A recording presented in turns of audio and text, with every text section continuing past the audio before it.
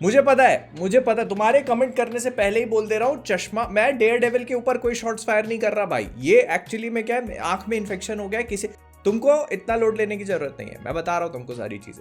Dare devil born again से पहले अपनी क्रश को कैसे इंप्रेस करोगे, भाई आया बता के जाएगा, चाहे कुछ भी हो रहा हो शरीर में। तो आज से कई साल पहले की बात है, हम लोग डेयर डेविल देखते थे, नेटफ्लिक्स पे बड़ा एंजॉय करते थे, लेकिन फिर अचानक उसको एक दिन कैंसिल कर दिया। लेकिन फिर सुनने में आया कि इसके पीछे एक हिडन एजेंडा है, जिसके तहत मार्वल जो है वो Charlie Cox, Matt Murdock, Daredevil को अपने यूनिवर्स एमसीयू में लेके आना चाहता है। और हालांकि उसकी कई सारी झलक हम लोगों ने ऑलरेडी देख भी ली, लेकिन मैटर ये करता है कि आखिरकार जो इसका शो आएगा उसमें क्या है। तो फाइनली इतने लंबे इंतजार के बाद डेयर डेविल बॉर्न अगेन का सीजन 1, जिसको मार्वल वाले एक नए सीजन की तरह ट्रीट कर रहे हैं, ऑल्दो इसमें कैरेक्टर्स वही सारे पुराने हैं, रिलीज होगा वेडनेसडे 5 मार्च सुबह 7:30 बजे। अब अगर आप ये जानना चाहते हो कि क्या इसके लिए पुराना वाला डेयर डेविल देखना इंपॉर्टेंट है, तो हाँ, मतलब अगर आप देखोगे तो आपको बहुत ज्यादा चीजों का कॉन्टेक्स्ट रहेगा, आइडिया रहेगा कि कौन सी चीज किस तरह से कनेक्ट हो रही है। लेकिन फिर भी भाई आता है तो फिर जुगाड़े बिठा के जाता ही है। तो इस वीडियो में आपको एक संक्षिप्त छोटा सा रिकैप देने की कोशिश करता हूं डेयर डेविल सीजन 1, 2, 3 का, जिससे आपको एक बेसिक स्टोरी का आइडिया लग जाए और कौन सा कैरेक्टर किस तरह से डेयर डेविल बॉर्न अगेन में कनेक्ट हो रहा है, इनके आपस में क्या रिलेशंस हैं, इनकी केमिस्ट्री कैसे वर्क करती है, ये सारी चीजें समझा दी जाए। और इससे पहले आप मुझे पॉइंट आउट करना शुरू करो कि भाई तू ये मिस कर गया, वो मिस कर गया, तो मैं पहले ही बता रहा हूं कि ये पूरा रिकैप मैं बॉर्न अगेन के पर्सपेक्टिव से दूंगा। मतलब इसमें जो कैरेक्टर्स रेलेवेंट है बस उन्हीं के बारे में बात करी जाएगी, नहीं तो भाई 1 घंटे का वीडियो बनेगा 3 सीजन पे, उससे भी ज्यादा। 40 एपिसोड है, 39 शीहल को मिला के 40, बट वो कौन याद रखना चाहता है। तो मैट मर्डॉक न्यूयॉर्क के हेल्स किचन में रहने वाला एक छोटा सा बालक है, जिसकी एक एक्सीडेंट में आंखें चली जाती है, मतलब एक केमिकल स्पिल होता है जिस वजह से उसकी आंखों पे इफेक्ट पड़ता है। और हालांकि इसकी आंखों की रोशनी जा चुकी है, बट उसके बदले में उसको मिलते हैं हाइटेंड सेंसेस, मतलब एक ऐसा सेंस है जिसकी वजह से वो बहुत सारी चीजों को देख और सेंस कर सकता है, जिसको वो रेडार सेंस कहना पसंद करता है। Now all grown up, Matt अपने कॉलेज के फ्रेंड फॉगी नेल्सन के साथ मिलके नेल्सन एंड मर्डॉक नाम की एक लॉ फर्म स्टार्ट करते हैं, जिसका पहला केस है केरन पेज नाम की एक लड़की। ये अपनी कंपनी की खुफिया इंफॉर्मेशन हाथ लगने की वजह से दुश्मनों के निशाने पर है, लेकिन मैट मर्डॉक जो अपने पावर्स का इस्तेमाल करके अब रात टाइम पे एक विजिलेंटी भी बन चुका है, जिसको डेविल ऑफ हेल्स किचन कहा जाने लगा, तो वो जाकर केरन पेज की मदद करता है। एंड लॉन्ग स्टोरी शॉर्ट, ये लोग केरन का केस लड़ते हैं, उसको जीत दिला देते हैं, लेकिन केरन अपने रास्ते जाने के बजाय इन दोनों के साथ चिपकना पसंद करती है और उसको लगता है कि वो नेल्सन एंड मर्डॉक ज्वाइन करके लोगों का भला करेगी। लेकिन वहीं दूसरी तरफ हमको इंट्रोडक्शन दिया जाता है इस शहर की क्राइम के अंडरवर्ल्ड के बेताज बादशाह विल्सन फिस्क से। तो विल्सन फिस्क उर्फ किंगपिन कई सारी चीजें करने के अलावा इश्क मुश्क करना भी जानता है, क्योंकि उसको मिल चुकी है वेनेसा नाम की एक महिला, जो म्यूजियम में एक आर्ट डीलर है। वो उनके पास जाकर उन पे लाइन मारना शुरू कर देते हैं, और अगर गलती से भी वेनेसा के सामने किसी ने भी फिस्क को एम्बैरेस किया तो वो उसको दरवाजे पटक पटक के मार डालेगा। स्पीकिंग ऑफ विच, इसी हादसे का शिकार होते हैं रशियन माफिया के 2 भाई में से एक एनाटोली, जिसको मारने के बाद विल्सन फिस्क सोचते हैं कि अब इसकी मौत का इल्जाम लगा दिया जाए डेयर डेविल के ऊपर, क्योंकि मेरा काम इससे बहुत आसान हो जाएगा, वो एक पत्थर बिना फेंके भी चिड़िया मार देगा। तो एनाटोली का भाई व्लादिमीर अपने भाई की मौत का बदला लेने के लिए जाता है डेयर डेविल के पास, जिससे मुठभेड़ होने पर उसको पता चलता है कि असलियत किंगपिन की कुछ और ही है, लेकिन वो मरते मरते मैट की मदद कर जाता है। अब यहाँ पिक्चर में एंट्री, मतलब शो में एंट्री होती है एक दूसरे ग्रुप की, जिसका नाम है हैंड। ये बेसिकली एक इविल निंजा असासिन क्लैन है, जो न्यूयॉर्क के शहर में अपने एक छोटा सा प्रोडक्ट लेके आ रही है। एंड बाय छोटा सा आई मीन एक छोटा बच्चा, जिसको ये सब लोग ब्लैक स्काई कह के बुलाते हैं, और इनके हिसाब से एक बहुत बड़ा वेपन होगा। अब इसी हैंड से डील करने के लिए इस शो में एंट्री होती है स्टिक नाम के एक बंदे की। हमें ये पता चलता है कि स्टिक हालांकि खुद भी अंधा है, लेकिन उसी ने मैट को बचपन से ट्रेन किया था ये सारे निंजा मार्शल आर्ट्स वाली चीजें लर्न करने के लिए और अपने सेंसेस को होन करने के लिए। लेकिन है ये हरामी नंबर 1। तो स्टिक मैट के पास आता है, मैट से अपने गिले शिकवे मिटाने की कोशिश करता है अपने खुद के तरीके से। मैट और स्टिक एक मिशन पे जाते हैं, और हालांकि मैट स्टिक को मना करता है, लेकिन स्टिक वो ब्लैक स्काई नाम के बच्चे को निपटा देता है। और इस बात से मैट को बिल्कुल भी खुशी नहीं होती। ये दोनों उसके अपार्टमेंट में आते हैं, दोनों के आपस में फाइट होती है, मैट स्टिक को मार के घर भेज देता है। लेकिन फिर वो पहुंच जाता है विल्सन फिस्क को ढूंढते हुए एक वेयर हाउस में, जहां पर उसको लगता है कि वो फिस्क को रंगे हाथों पकड़ लेगा, but as it turns out वहां पर मौजूद है हैंड क्लैन का राइट हैंड नोबू मैट को इतने गंदे तरीके से धोता है कि मैट मरते मरते बचता है। वो तो नोबू में आग लगाता है, विल्सन फिस्क को पकड़ने की कोशिश करता है, उसको पता चलता है विल्सन फिस्क जो सूट पहनता है वो एक्चुअली में उसका आर्मर भी है। विल्सन फिस्क उसको मारने वाला होता है, मरते मरते बचता है, खिड़की से कूद के भाग निकलता है। एंड ऐसी अधमरी सी हालत में घर जाके लेटता ही है कि तभी वहां पर फॉगी पहुंच जाता है और उसको पता चल जाता है कि यही है डेविल ऑफ हेल्स किचन। फॉगी उससे पूछता है कि साले तू अंधा भी है कि नहीं, तो मैट उसको बताता है कि नहीं मैं अंधा तो हूं लेकिन तेरी उंगलियां पढ़ सकता हूं। और इसके बाद इन दोनों के बीच में ऐसे दरार वरार पड़ती है, लेकिन फिर दोस्ती पिघल ही जाता है इंसान, तो वो वापस से दोस्ती कायम करते हैं। मैट एक बहुत ही इंपॉर्टेंट एविडेंस निकाल के लाता है, मतलब एक ऐसा विटनेस होता है जो कि पहले फिस्क के लिए काम कर रहा था और उसी की टेस्टिमनी का यूज करके ये लोग विल्सन फिस्क को अंदर डालते हैं। अब मैट अपनी नई कॉस्ट्यूम बनवा लेता है क्योंकि उसको पता है कि विल्सन फिस्क इतनी आसानी से तो हार नहीं मानने वाला। And that is exactly what happens, क्योंकि जब ये लोग फिस्क को लेके जा रहे होते हैं तो उसकी गाड़ी पर अटैक होता है। फिस्क के आदमी जो कि पुलिस वाले हैं वो आते हैं, फिस्क को बचाने की कोशिश करते हैं। फिस्क निकल ही रहा होता है, इतने में डेयरडेविल अपनी नई कॉस्ट्यूम में आता है, इनके कैलिबे में फाइट होती है, विल्सन फिस्क पकड़ा जाता है। End off season 1। सीजन 2 जो कि 2 पार्ट्स में डिवाइडेड है, पहला फ्रैंक कैसल उर्फ पनिशर, दूसरा इलेक्ट्रा उर्फ मैट का अधूरा प्यार लेकिन पगली। तो विल्सन फिस्क अब जेल में जा चुका है, लेकिन उसके जाने की वजह से जो पूरे अंडरवर्ल्ड में एक एम्प्टी स्पेस क्रिएट हुई है उसको भरने के लिए छुटपुट माफिया आ चुके हैं। इसमें से एक आयरिश माफिया अपनी मीटिंग कर ही रहे होते हैं कि तभी वहां पर फ्रैंक कैसल आता है, इन सब लोगों को उड़ा देता है और उसमें से एक सर्वाइवर ग्रोटो नाम का फॉगी, केरन और मैट के पास जाता है और इनसे मदद मांगता है कि मेरी जान बचा लो। वो उनको बताता है कि एक आदमी ने हम सबको निपटा दिया और वो पता नहीं क्यों हमारे पीछे लगा हुआ है। अब ग्रोटो को हॉस्पिटल में एडमिट कराते हैं, लेकिन फ्रैंक कैसल उर्फ पनिशर इतना ज्यादा पागल है कि वो हॉस्पिटल पहुंच जाता है, सबको उड़ाना शुरू कर देता है। तो वहां पर डेयरडेविल आता है जो उसको रोकने की कोशिश करता है, तो वो पॉइंट ब्लैंक डेयरडेविल के सिर पे गोली मार देता है। बट क्योंकि मैट के पास एक बुलेट प्रूफ हेलमेट है तो वो सरवाइव कर जाता है मामूली चोटों के साथ। अब ये लोग ग्रोटो को लेकर डिस्ट्रिक्ट अटर्नी के पास जाते हैं जो उसको कहती है कि तुम हमारे विटनेस बन जाओ फ्रैंक कैसल के खिलाफ और हम तुम्हारी जान बचा लेंगे, जो कि पूरी तरह से झूठ था, बिकॉज ये डिस्ट्रिक्ट अटर्नी एक्चुअली ग्रोटो का इस्तेमाल कर रही थी एक चारे की तरह, ताकि वो फ्रैंक कैसल को सामने ला करके उसको भी निपटा सके, बिकॉज ये डिस्ट्रिक्ट अटर्नी कुछ लंबे चौड़े गेम में मिली हुई थी। अब ग्रोटो को खत्म करने के लिए फ्रैंक कैसल आता तो है, लेकिन यहाँ पर उसको फिर से डेयरडेविल मिलता है, डेयरडेविल से फिर से फाइट होती है, डेयरडेविल फिर से हार जाता है, जिसे छत पे बांधने के बाद फ्रैंक उसको कहता है तू अच्छा आदमी, मैं तेरे को मारूंगा तो नहीं। लेकिन फिर ये दोनों अपने एथिक्स और मॉरल्स पे डिबेट करने लगते हैं, तो डेयरडेविल एक बार फिर से वहां फंस जाता है, फ्रैंक कैसल बच के निकल जाता है। Long story and a very cool action sequences later हमको ये पता चलता है कि केरन पेज ने सारी चीजें डिड्यूस कर ली।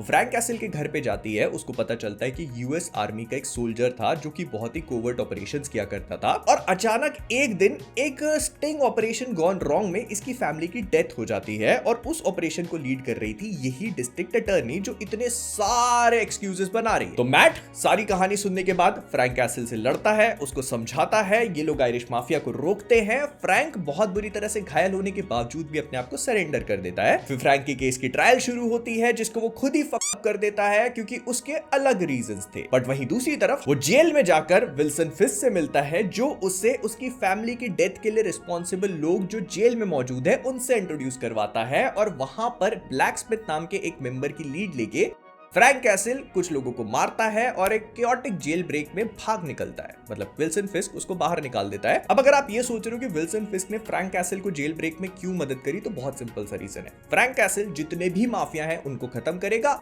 और फिस्क के लिए मैदान साफ होता जाए। तो फ्रैंक कैसल जेल से भाग चुका है, लेकिन भाग के वापस आ चुकी है मैट की एक्स इलेक्ट्रा। बताया जाता है कि दोनों कॉलेज में काफी क्लोज थे, लेकिन इलेक्ट्रा थी एक नंबर की psycho. And long story short, बस इतना समझ लो कि इलेक्ट्रा मैट को रिझाने की कोशिश करती है बहुत सारे तरीकों से, लेकिन मैट रहता है सख्त इंसान, वो किसी की जान नहीं लेना चाहता, और इसी वजह से वो इलेक्ट्रा को बोलता है कि निकल लोडियन। तो जब वो निकल जाती है, हमको ये बताया जाता है कि इलेक्ट्रा को भी एक्चुअली स्टिक ने ही भेजा था, क्योंकि वो अपने ग्रुप में मैट को रिक्रूट करवाना चाहता था। अब मैट हालांकि इलेक्ट्रा की मदद नहीं करना चाहता, क्योंकि वो केरन के साथ अपनी रिलेशनशिप धीरे धीरे करके आगे बढ़ा रहा है, बट उसके पास कोई ऑप्शन नहीं है, क्योंकि इलेक्ट्रा है अकेली और उसका सामना है हैंड से जो मरे हुए लोगों को समाओ जिंदा करते जा रहे हैं। तो ये दोनों बहुत सारी चीजों को डिड्यूस करते हैं, बट इसका आखिरी में सोल्यूशन ये निकलता है कि केरन इलेक्ट्रा को मैट के बेड पे देख लेती है और वहां से निकल जाती है।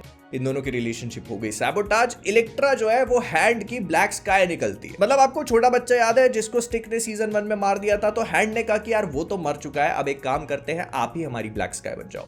लेकिन इलेक्ट्रा बोलती है मैं तुम लोग के साथ कभी काम नहीं करूंगी, और वो डेयरडेविल और स्टिक मिलकर जितने भी वहां पर हैंड के मेंबर्स हैं उनसे लड़ना शुरू कर देते हैं। एंड इस फाइट में पनिशर भी इनकी मदद करने आ जाता है, लेकिन इलेक्ट्रा बेचारी मर जाती है, उसको पेट में घुसाया जाता है कुछ, और फिर उसके बाद उसकी डेथ हो जाती है। और इस सीजन के एंड में हमको ये पता चलता है कि मैट जो है उसने केरन को फाइनली बता दिया कि वो खुद ही डेयरडेविल है और इसी वजह से उसको चोटें लगती रहती थी, ये वो फालतू। लेकिन इंपॉर्टेंट चीज ये है कि इलेक्ट्रा मरी नहीं, क्योंकि वो जो ब्लैक स्काई वाली पूरी कहानी थी वो हैंड अभी भी उसको बनाना चाहता है, और इसीलिए उन्होंने उसकी लाश को एक कंटेनर में रख दिया है, जो होना तो कॉफिन चाहिए, लेकिन उसको जिंदा करके बाहर निकालेगा डिफेंडर्स में। अब डिफेंडर्स के बारे में आपको बहुत ज्यादा जानने की जरूरत नहीं है, बस इतना समझ लो कि इसकी मेन विलन ब्लैक स्काई उर्फ एक ब्रेन वॉश्ड इलेक्ट्रा होती है, जिसका सामना करने के लिए आखिरी में मैट मर्डॉक एक बहुत बुरे हादसे से गुजरता है और उसको सिर में काफी बुरी चोट भी लगती है। डेयरडेविल सीजन 3, ये वाला सीजन मुझे काफी पसंद आया था, क्योंकि इसमें हम लोग मैट मर्डॉक को एक बार फिर से उसी रास्ते पे जाता हुआ देखते हैं जो हम लोगों ने सीजन 1 में देखा था। डिफेंडर्स के बाद अब पूरी दुनिया इंक्लूडिंग फॉगी एंड केरिन को भी लगता है कि मैट मर चुका है, बट मैट मर्डॉक एक्चुअली में जिंदा है और एक चर्च में उसका ख्याल रख रही है सिस्टर मैगी। अब सिस्टर मैगी एक्चुअली में मैट मर्डॉक की रियल मदर है, जिन्होंने उसको पैदा होते ही अबैंडन कर दिया था because of her postpartum depression. लेकिन फिर उसके पिताजी ने उसको पाला and things went wrong somewhere, तो मैट को बात पता चल जाती है, जो अपनी पावर्स के जाने और आने से अभी भी जूझ रहा है, एंड वो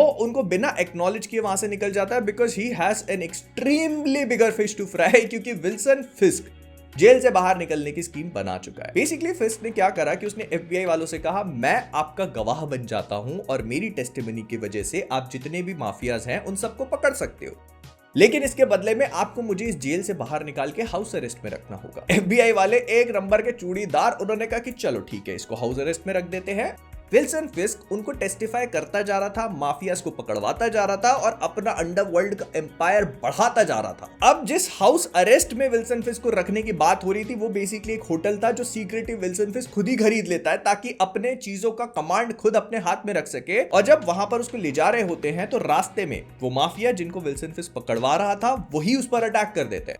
तो यहाँ पे उसकी मदद के लिए आता है FBI का एजेंट पॉइंटडेक्स्टर। इसको आप बुलजाई भी समझ सकते हो बिकॉज ये अपना निशाना कभी नहीं चूकता, और as it turns out Wilson Fisk की नजर पहले से ही डेक्स्टर पे थी, बिकॉज एजेंट पॉइंटडेक्स्टर या बुलजाई जो है वो थोड़ा सा ट्रबल चाइल्ड था। उसके बहुत सारे अनरिजॉल्व्ड इश्यूज थे, अटैचमेंट इश्यूज थे, इस कदर की वो एक लड़की जूलिया को पसंद करता है, लेकिन मन ही मन उसके साथ रिलेशनशिप में भी है। जब वो खाना खा रही है तो ये गाड़ी में बैठ के वही सेम खाना खा रहा है और उसको लगता है कि हम दोनों साथ में हैं। तो बस एजेंट पॉइंटडेक्स्टर की इसी वीकनेस का फायदा उठाकर विल्सन फिस्क उसको मैनिपुलेट करना शुरू करता है, गैसलाइट करने लगता है, और इसका सबसे पहला स्टेप होता है जो उसका क्रश जूली है उसी को मरवा देना, ये बोलकर कि इसकी मृत्यु का कारण है डेयरडेविल। तो पॉइंटडेक्स्टर पूरी तरह से सटियाता है, डेयरडेविल की खुद की कॉस्ट्यूम पहनता है, जो डेयरडेविल नहीं पहन रहा बाय द वे, वो अपने ब्लैक वाले सूट में रिटर्न कर चुका है। तो ये भाई साहब कॉस्ट्यूम पहनते हैं, जहां पर केरन जिस न्यूज़पेपर में काम कर रही है वहां पहुंचकर लोगों पर अटैक करना शुरू कर देते हैं, only for Matt to arrive in time. और फिर इन दोनों की एक बहुत ही एपिक बैटल होती है जो चर्च तक कंटिन्यू होने लगती है, और फिर एंड में फादर लैथम की जान चली जाती है। ये वो फादर है जिन्होंने मैट को बचपन से सपोर्ट किया था और उसकी हर चीज में मदद करते थे, लेकिन मैट,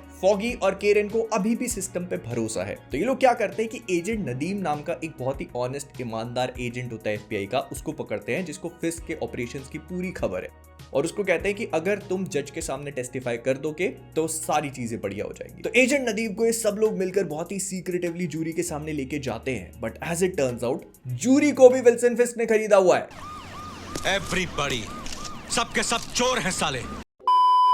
तो ये सारी चीजें देखने के बाद अब मैट का पूरे सिस्टम से भरोसा उठ चुका है, और उसको लगता है कि अब फिस्क को रोकने का एक ही तरीका है, और इसमें सबसे पहला स्टेप आता है एजेंट पॉइंटडेक्स्टर। तो वो जो एजेंट पॉइंटडेक्स्टर था उसको असलियत बताता है जूलिया की लाश के बारे में कि ये मैंने नहीं मारा, ये विल्सन फिस्क ने निपटाया इसको। तो पॉइंटडेक्स्टर गुस्से में आता है, एंड विल्सन फिस्क जो बाय द वे अब एक फ्री मैन है, क्योंकि उसके खिलाफ टेस्टिफाई करने वाला कोई है नहीं, जूरी ने उसको नॉट गिल्टी साबित कर दिया। तो विल्सन फिस्क वेनेसा, जिसके सामने वो एम्बैरेस होना पसंद नहीं करता, उससे शादी कर रहा है। तभी पॉइंटडेक्स्टर जो गुस्से में है बिकॉज विल्सन फिस्क ने उसकी जूलिया को मार दिया, वो वहां आता है, उसकी वेडिंग क्रैश करता है। इन लोगों के बीच में एक मेरा मतलब है कि ट्रिपल थ्रेट मैच चालू हो जाता है, जिसको डेयरडेविल भी ज्वाइन करता है। विल्सन फिस्क को गुस्सा आता है, वो उठाता है और एजेंट पॉइंटडेक्स्टर की कमारी तोड़ देता है। लेकिन डेयरडेविल कम तोड़ी ना है, वो फिस्क को फिस्ट मार मार के सबमिट करा देता है, और फिर आखिरी में उसको फिस्क कहता है कि ठीक है मैं जेल जाने को तैयार हूं, लेकिन एक कंडीशन पे कि कोई भी कोई भी मामले में वेनेसा नहीं फंसनी चाहिए। और डेयरडेविल कहता है चल निकल। तो बस सीजन 3 के एंड में हम लोग देखते हैं कि विल्सन फिस्क जा चुका है एक बार फिर से जेल में और वेनेसा पता नहीं कहां पर है, लेकिन एजेंट पॉइंटडेक्स्टर की कमर को रिपेयर किया जा रहा है। तो ये था डेयरडेविल के पूरे 3 सीजन का रिकैप, जो मुझे लगता है कि अगर आप थोड़ा हल्का फुल्का भी समझ गए हो तो आपको बॉर्न अगेन देखने में काफी आसानी होगी। लेकिन इसके अलावा हम लोग डेयरडेविल को एमसीयू में भी अपीयर होता हुआ देख चुके हैं। वो सबसे पहले आया था नो वे होम में भी अब वेरी गुड लॉयर बनते हुए देखा जब वो पीटर पार्कर को डिफेंड करने आता है। लेकिन इसके बाद हम लोगों ने उसको शी हल्क में देखा, जिसको मैं एक डरावने सपने की तरह भूल जाना चाहता हूं। लेकिन इससे हमको ये पता चला कि मैट अपनी लाइफ में काफी बढ़िया कर रहा है, वो डिजाइनर से अपनी कॉस्ट्यूम डिजाइन करवाता है। लेकिन अगर विल्सन फिस्क की बात करी जाए तो फिस्क भाई साहब एक बार फिर से जेल से बाहर निकल चुके हैं और बिहाइंड द सीन्स ऑपरेट कर रहे थे हॉकाई में।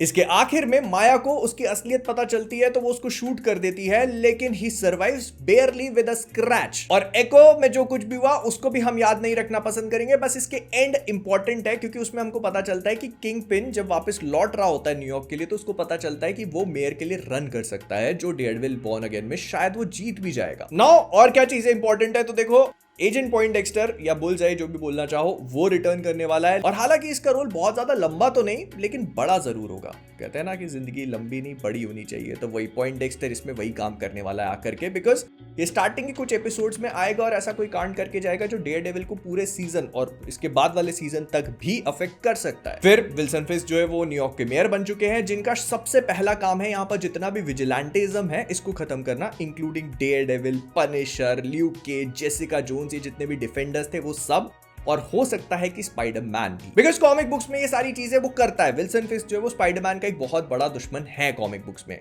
स्पीकिंग ऑफ विच, ये सीजन जिसका नाम डेयरडेविल बॉर्न अगेन हम लोग देख रहे हैं, ये एक्चुअली कॉमिक बुक में डेयरडेविल की एक बहुत ही बेहतरीन कहानी है जिसको बहुत ज्यादा क्रिटिकली अक्लेम भी किया गया है। लेकिन मुझे लगता है कि शो इस पे बेस्ड नहीं होने वाला। उस कहानी में ये होता है कि विल्सन फिस्क को मैट मर्डॉक के बारे में पता चल जाता है कि मतलब डेयरडेविल और मैट मर्डॉक एक ही इंसान है, और वो अपनी सारा जोर लगा करके इसकी जिंदगी बर्बाद कर देता है। मतलब ही इज लाइक कि मैं तेरे को जीने नहीं दूंगा, उसका घर ब्लो अप कर देता है। मैट कहीं एक एले में पड़ा हुआ है तो कोई जाकर के उसको छुरा मतलब मैट की हालत बहुत ज्यादा खराब दिखाई गई इसमें। और फिर वो बॉर्न अगेन करके निकल के आता है। बहुत सारी चीजें थी इसमें जो मुझे लगता है कि शो में यूटिलाइज नहीं करी जाएंगी। इसको बस सिंबोलिज्म की तरह यूज किया जा रहा है। मतलब born again is like Daredevil MCU में आकर के बॉर्न अगेन हो चुका है, कुछ जैसा हम लोगों ने स्पाइडरमैन होमकमिंग का था। और मैंने पहले बताया कि एजेंट पॉइंटडेक्स्टर, विल्सन फिस्क, ये लोग तो विलन के रोल में होंगे ही, लेकिन इसके अलावा एक और नया विलन इंट्रोड्यूस किया जाएगा इसमें, जिसका नाम होगा म्यूज। अब म्यूज जो है उसकी कॉमिक बुक में बहुत लंबी चौड़ी हिस्ट्री नहीं है, बस इतना समझ लो कि वो एक आर्टिस्ट समझता है अपने आप को, और उसका आर्ट जो है वो खून से बनता है। मतलब वो इंसानों को पकड़ता है, उनका खून निकालता है और फिर उससे वो पेंटिंग्स बनाना पसंद करता है। एंड सबसे की पार्ट इसका ये है कि डेयरडेविल अपने इकोलोकेशन रेडार सेंस का इस्तेमाल करके म्यूज को सेंस नहीं कर पाता, बिकॉज म्यूज एक्चुअली एक म्यूटेंट है। और उसकी सबसे बड़ी एबिलिटी ये है कि वो एक ब्लैक होल की तरह एक्ट करता है इकोलोकेशन के लिए। मतलब डेयरडेविल जब भी उसको सेंस करने की कोशिश करता है तो उसको वहां पर कुछ फील ही नहीं होता, और इस वजह से डेयरडेविल म्यूज को हराना तो छोड़ दो, उसको ढूंढ भी नहीं पाता। लेकिन हाँ, इन चीजों के बारे में हम लोग और भी बात करेंगे जैसे जैसे सीजन प्रोग्रेस करता जाएगा। लेकिन आप इतना समझ लो कि इसमें एक कैरेक्टर और भी इंट्रोड्यूस हो रहा है जिसका नाम है व्हाइट टाइगर। ये भी कॉमिक बुक्स में एग्जिस्ट करने वाला कैरेक्टर है। इसका नाम हेक्टर अयाला है, लेकिन अनफॉर्चुनेटली इसको प्ले करने वाले एक्टर की डेथ हो गई कुछ समय पहले, तो आई डोंट थिंक इस कैरेक्टर को लोग कंटिन्यू करेंगे। लेकिन इसी के रिश्तेदार एवा अयाला जो कॉमिक बुक्स में मेन व्हाइट टाइगर है, तो हो सकता है कि इसके सीजन 1 के एंड तक हमको एवा दिखा दी जाए, जो आगे इस कैरेक्टर की लेगेसी को कैरी ऑन करेगी। फिर बाकी फॉगी और केरन तो रिटर्न कर ही रहे हैं, वो कितने लंबे टाइम के लिए और कितने सिग्निफिकेंट रोल के लिए होंगे ये हमको नहीं पता। लेकिन हाँ, डेयरडेविल का सीजन 1 जहां तक है इस पूरी कहानी को कंप्लीट नहीं करेगा। मुझे ऐसा लगता है कि ये पूरी कहानी सीजन 2 तक भी कंटिन्यू हो सकती है, जिसके 8 एपिसोड्स अगले साल हमें देखने को मिलेंगे, बट उसके बारे में बाद में बात करेंगे। फिलहाल बॉर्न अगेन के लिए ये जो कुछ भी था मैंने आपको बताया इंपॉर्टेंट। पनिशर का आप इतना समझ लो कि इसमें रोल होगा लेकिन बहुत ज्यादा सिग्निफिकेंट नहीं, तो उसका अगर पूरा रिकैप देखने जाते तो वीडियो और लंबा बन जाता। बस होगा फ्रैंक कैसल का आपको डेयरडेविल के सीजन 2 में एक छोटा सा बैकग्राउंड मिल गया था, and that is what matter. सिवाय एक चीज के, एक चीज और मैटर करती है, आप वीडियो पे लाइक कर रहे हो कि नहीं। मिलता हूं आपसे होपफुली बॉर्न अगेन जब रिलीज होगा, तब तक आंख ठीक हो जाए। I will see you soon, bye bye.